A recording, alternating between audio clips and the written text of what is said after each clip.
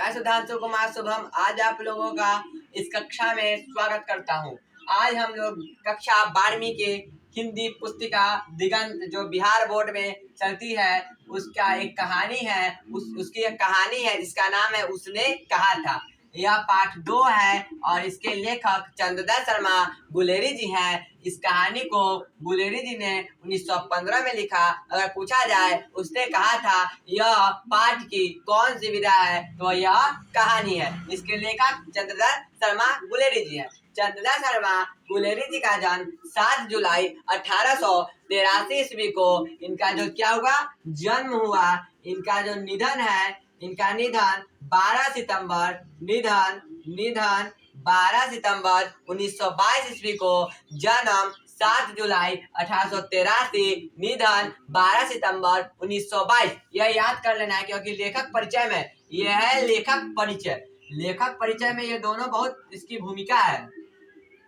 लेखक परिचय में से ऑब्जेक्टिव क्वेश्चन बहुत आते हैं। तो एक कहानी है जिसका नाम है उसने कहा था जिसके लेखक चंद्रदत्त शर्मा गुलेरी जी हैं। गुलेरी जी का जन्म 7 जुलाई 1883 ईस्वी में हुआ था। निधन 12 सितंबर 1922 में हुआ था। और इसके इन्होंने एक कहानी लिखा जिसका नाम है उसने कहा था। कब लिखा 1915 में। यह बहुत अधिक है। इन्होंने 3 कहानी लिखा जिसमें 1911 में समन्वय लिखा था बुद्धू का कांटा। एक कहानी लिखा था जिसका नाम था बुद्धू का कांटा जो 1911 में लिखा था। और यह जो कहानी है यह इन्होंने लिखा 1915 में। उसने कहा ये कहानी तो 2-3 इनका एक समन्वय भी है। वह तीनों कहानी के कारण इनको कहानीकार के नाम से जाना जाता है। और कहानी जो है सो अमृतसर के बाजार में शुरू होती है।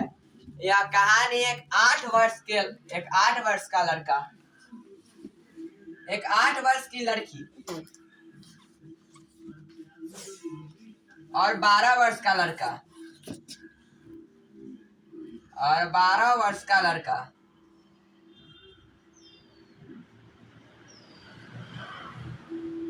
अमृतसर के बाजार में, कहा अमृतसर के बाजार में मिलते हैं।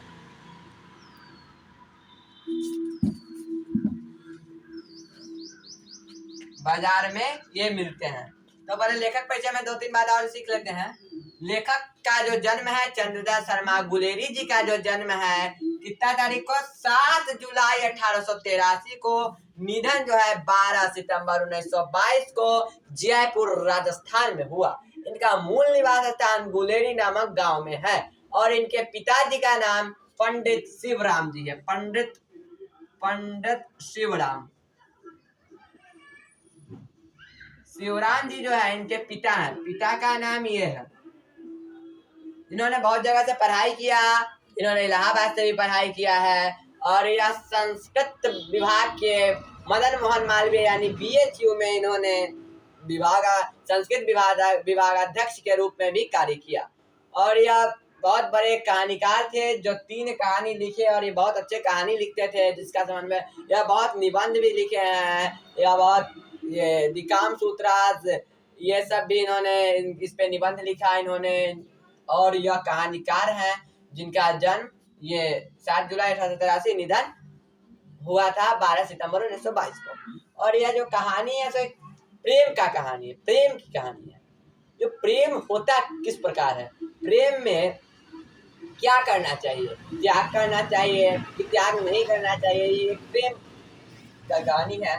जो एक अमृतसर के बाजार, एक पंजाब का जो क्षेत्र है जो अमृतसर है वहाँ एक पंजाबी एक तरह से कहानी अमृतसर के बाजार में इस कहानी की शुरुआत होती है। वहाँ पे एक 8 वर्ष की लड़की और 12 वर्ष का लड़का दोनों अपने मामा के घर पे, कहाँ पे मामा के घर पे रहने आया था। ये लड़की भी और ये लड़का भी दोनों मामा के घर रहने आए थे। और बाजार में दोनों अपने घर मतलब अपने मामा के घर के काम के लिए गए थे। तो अमृतसर के बाजार में वो जो 12 वर्ष का लड़का था और वो जो 12 वर्ष के लड़के का नाम जो है एक मुख्य पात्र है जिसका नाम है लहना सिंह। कौन? लहना सिंह। दुकानदार पूछा तुम कहाँ रहने आए हो? मैं अपने मामा, तू कहाँ रहने आई? मैं भी अपने मामा के घर पे रहने आई। तो ये जो कहानी अमृतसर के बाजार से शुरू होती है, लड़का को लड़की पसंद आ जाती है। लड़का कहता है तेरी कुड़माई हो गई। क्या पूछा? तेरी कुड़माई हो गई। ये पंजाबी भाषा की शब्द, तेरी कुड़माई, तेरी कुड़माई हो गई। यहाँ जब कुड़माई है, कुड़माई, कुड़माई का अर्थ होता है मंगनी। तेरी कुड़माई हो गई जब वो पूछता है तो कुड़माई का अर्थ होता है मंगनी। लड़का जब पूछता है तेरी कुड़माई हो गई अर्थात तेरी मंगनी हो गई, लड़की कहती है धत। धत कहकर उसे उसको इनकार कर देती है, भत धत। ऐसा नहीं हुआ, मेरे साथ नहीं हुआ। 2 बार 3 बार यह पूछा गया, कहीं कहीं अकस्मात, यहाँ शब्द आता है अकस्मात। अकस्मात का जो अर्थ है, अकस्मात मतलब अचानक। अचानक जो 8 वर्ष का लड़की और 12 वर्ष का लड़का फिर से एक दिन बाजार में कभी दूध वाले के यहाँ कभी कहीं आ जाते थे। फिर वह लड़का उस लड़की से पूछा तेरी कुड़माई हो गई? एक दिन लड़की ने जवाब दिया हाँ देखते, हाँ कल हो गई, देखते नहीं यह रेशम, यह फूलों वाला रेशम का सालू। क्या यहाँ पे एक शब्द आया सालू, ये आपके पास पुस्तिका में ही है, रेशम का फूलों वाला सालू। सालू का यहाँ अर्थ होता है दुपट्टा। दुपट्टा, सालू जो है इसका अर्थ है दुपट्टा। वहाँ पे जब पंजाब में जब विवाह होते हैं तो वहाँ की जो औरतें होती है तो रेशम का या जो भी हो किसी का एक वो माथा पे और ये गंधा पे दुपट्टा रखती है, तो बोलती है कि देखते नहीं रेशम का ये सालू, मेरी तो कुड़माई हो गई। लड़का बहुत नर्वस हो जाता है, बहुत परेशान हो जाता है। घर जाते जाते दूध वाला का ठेला, सॉरी गोभी सब्जी वाला का ठेला लेके ढकेल देता है नाली में। फिर जाके नाली में गिर जाता है। उसके बाद नाली में किसी को धकेल देता है, एक वैष्णवी औरत जो विष्णु की भक्त थी। वैष्णवी किसे कहते हैं? जो विष्णु भगवान की जो भक्त होती है। एक वैष्णवी औरत से टकरा कर अंधा की उपाधि, किसकी उपाधि? अंधापन। अंधापन, अंधे हो क्या? अंधे की उपाधि पाता है। वो औरत बोली कि अंधे हो क्या, मतलब एक तरह से ये गाली, एक तरह से गाली सुना कि अंधे हो क्या। वैष्णवी औरत से अंधापन की उपाधि पाता है। वो बहुत परेशान हो जाता है। यहाँ पे मारते पीटते जब जाता है, जब अंधापन मतलब कहलाते हुए जब जाता है तो वहाँ पे वो बहुत वो संकुचित मतलब बहुत वो नर्वस हो जाता है। उसे बहुत दिक्कत होता है कि अरे वो तो मुझे मना कर दी, हाँ मेरी कुड़माई हो गई। धत धत कहकर कहने वाली कह रही थी आज मेरी कुड़माई हो गई। यह बात, इसका में एक पात्र हो गया लहना सिंह। यह जो है यह कहानी एक विश्व युद्ध, जो द्वितीय विश्व युद्ध हुई थी उसी के अंतराल की यह कहानी है। इस पे एक नाटक भी लिखा था बिमल रॉय ने, एक उसका एक फिल्म भी बनी थी, उसने कहा था। तो ये जो कहानी है एक बार पहुंचती है बॉर्डर पे। जब वहाँ पे जब एक सूबेदार होते हैं, वहाँ पे एक सूबेदार होते हैं, लहना सिंह के एक सूबेदार थे जिनका नाम था हजारा सिंह। हजारा सिंह, वह जब लहना सिंह के सूबेदार, ये कौन है? सूबेदार। सूबेदार थे हजारा सिंह।